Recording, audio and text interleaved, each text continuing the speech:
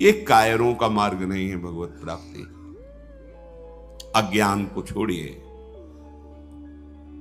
क्या तुम प्रभु को छोड़ दोगे तो दुखों से बच जाओगे क्या? जो कछ लिखा लिलाट दुख सुख देह संग, भुगते गो जहां जाएगो या सिद्धांत अभंग। या सिद्धांत अभंग तजत क्यों धीरज प्राणी, यही धृति। तजत क्यों धीरज प्राणी, वृंदावन परिहरे प्रिया प्रीतम रजधानी। स्वामिनी जी के महल को, स्वामिनी जी के चरण आश्रय को छोड़कर तुच्छ विषयों की तरफ कदम बढ़ा देना, स्वीकृति आपकी बहुत कमजोर है। बिगड़ जाएगा, ये जन्म बिगड़ जाएगा। पता नहीं किस युग में ये स्वीकृति का अवसर मिलेगा कि नहीं मिलेगा। कितना भी संकट आवे, धैर्य नहीं छोड़ना, सब कुछ सहना है, राधा राधा कहना है। नियम बना लो, जीत जाओगे, काल पर भी विजय प्राप्त कर लोगे। विश्वास करो, ये मंत्र मान लो, सब कुछ सहना है, राधा राधा कहना, राधा राधा। आपको सराहेंगे, आपको चाहेंगे, आप जो मर्जी आवे सो करो। सराहेंगे आपको, कोसेंगे नहीं, आपको सराहेंगे और आपको ही चाहेंगे। हम आपसे तन मन प्राण सर्वस्व समर्पित करके प्रेम करते हैं। ये प्रेम मार्ग की बात। भगवत प्राप्ति करना है तो पहली बात है ये धृति। ये धैर्य रखो। ये नहीं देखा जाता, धैर्य नहीं दिखाई देता, धैर्य नहीं। जरा सा विचलता हुई, भाग पड़े। कहां भागोगे? जिधर भाग के जा रहे उधर तो विचलता का समुद्र है। यहां तो विचलता तुम्हें अविचल स्थिति प्रदान करने के लिए है। यहां का भय तुम्हें निर्भय पद प्रदान करने के लिए है। और इस भय को स्वीकार करके भाग रहे हो तो महाभयावह प्रवाह है संसार का, बहते चले जाओगे।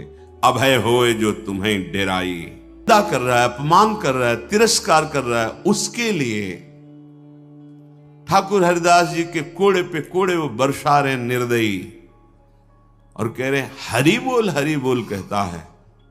तब ऐसी पीड़ा में भी मुस्कुरा के कहते हैं भगवान बड़े कृपालु हैं, तुम्हारा मंगल करेंगे क्योंकि तुमने भी कहा हरि बोल हरि बोल। तो ये 2 अक्षर हरि नाम तुम्हारी जिह्वा पे आया, अब मुझे विश्वास हो गया कि भगवान तुम्हारा मंगल कर देंगे। ये है महाभागवत की स्थिति। कितना भी अपमान, कितना भी क्लेश या निंदा करे, उसके लिए ना मन से अमंगल भाव हो, ना वचन से हो। देखो पूरी शक्ति है, पर ऐसे ऐसे महापुरुष हुए हैं कि अगर वो संकल्प कर ले तो क्या ना हो जाए। इतना उनके पास भजन बल है, तप बल है। साधारण आदमी उनका अपमान करके पीट के चला जाता। वो बताते भी नहीं कि किसने पीटा है, कभी नहीं। वो कभी लौट कर भी नहीं देखते किसने ऐसा क्यों किया है। क्यों? क्योंकि अगाध बोध संपन्न महात्मा जैसे अपने हाथ से अपनी दांत से अपनी जिह्वा, अपने द्वारा कोई चेष्टा जो अपने को पीड़ा पहुंचा दे, किसको दंड देंगे? ऐसे वो आत्मस्वरूप सर्वत्र अनुभव करते हैं। इसलिए राग द्वेष रहित महात्मा के हृदय में ये आता ही नहीं है कि इसको दंड दिया जाए। अपने साथ बुराई करने वाले को दंड देने दिलाने की पूरी शक्ति रहने पर भी उसको दंड देने या दिलाने की भावना मन में भी ना आए और उसके हर अपराध को सहकर यथोचित चेष्टा करे कि उसको सुख पहुंचे, उसे भगवत साक्षात्कार होता है। उसे क्षमा कहते हैं। श्रीपाद प्रबोधानंद जी ने कहा नीचापमानम शुद्धा। नीच शब्द इसलिए कि आप उससे महान हैं, आप उस पर शासन कर सकते हैं, आप उसको दंड दे सकते हैं, पर उसके द्वारा किए हुए अपमान को सह गए। कैसे? अमृत मान करके। अमृत नीचा अपमान। जब कोई गाली दे, निंदा करे, अपमान करे, तब ये बात आवे भगवान इसका मंगल करे। ये भक्त हृदय होता है। अनुकूलता में तो सबको आशीर्वाद देने के लिए तैयार हो जाएगा।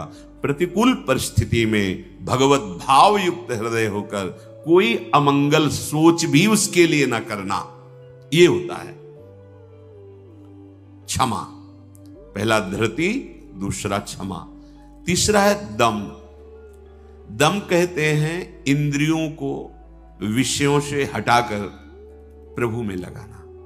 ये भगवत प्राप्ति के लक्षण वाले महापुरुष का जो भाव है